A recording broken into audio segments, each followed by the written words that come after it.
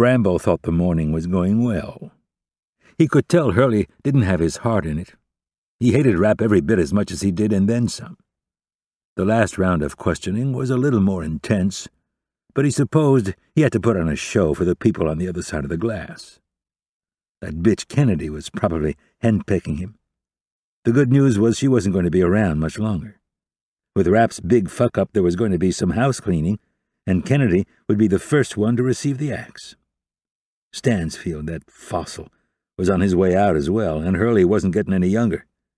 In another 10 years, Bramble would be running the show, and then he could really start to line his pockets. This job was a license to steal. Bramble pushed his chair back and angled it toward the big observation window. He could feel Kennedy on the other side of the glass, the little killjoy ragging on Stan and anyone else who didn't think her little boy wonder was the second coming. Bramble heard the door open, and without turning to look, he said, "Stan, let's stop wasting each other's time. The longer we dick around in here, the harder it's going to be to catch that little prick." "Little prick?" Rapp said. Bramble jumped up, knocking his chair over. "What the fuck are you doing here?" He saw the gun in Rapp's hand and said, "Put that thing down right now." "Pick up that chair and sit down." "Fuck you! I don't take orders from you. How did you get in here?" "I'm not going to tell you again. Pick up the chair and sit down." Bramble's mouth was just beginning to form his favorite word when a bullet struck him in his good knee.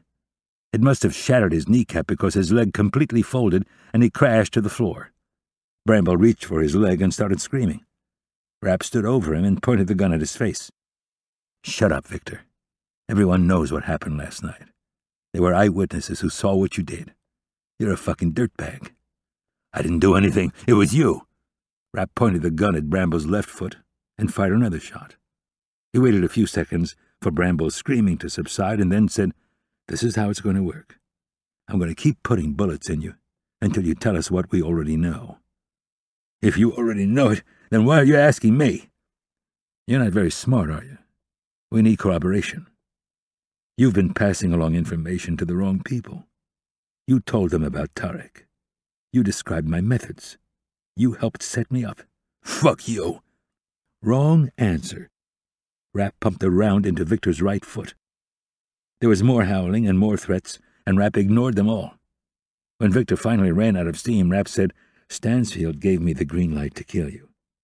The only way you can save your ass is to tell us who you were working with." "I don't know what the fuck you're talking about." "So you want another bullet? I'm going to let you pick this time. Right hand or left hand?" Victor covered his heart with both hands. "You want me to kill you?" Rapp asked. "Fuck you." "You really need to work on some different comebacks." Rapp looked Victor over and said, "How about your elbows? That has to hurt like hell. Lots of bones and nerves. Which one? Left or right?" Victor squirmed on the floor, trying to push himself farther away, but the blood coming from his feet made the floor slick. "Don't shoot me again. I didn't do anything wrong."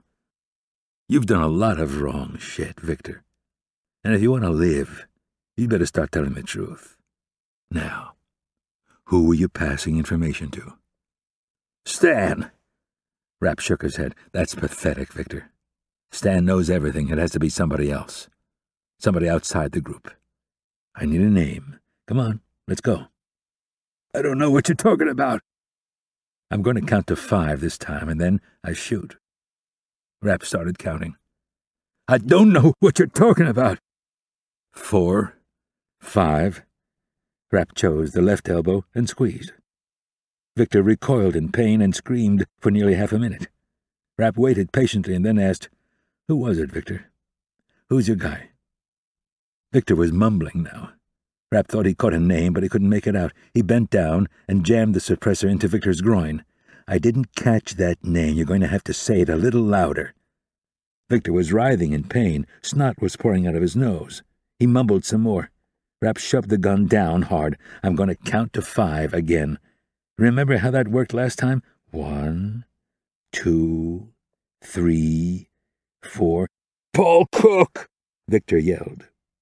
Rapp stood, looked at the glass, and nodded. He looked back down at Victor and said, "If it was up to me, Victor, I'd put a bullet in your head right now." Rapp turned for the door. Victor started laughing, slow and soft at first, and then faster and loud. Rapp stopped and turned back to face the man. "What's so funny, Victor?" He got his laughter under control and said, "I knew you didn't have the balls for this line of work." Rapp looked him over, considered his options, and then raised his gun. He fired 2 shots into Victor's groin and said, "Well, I guess that makes 2 of us."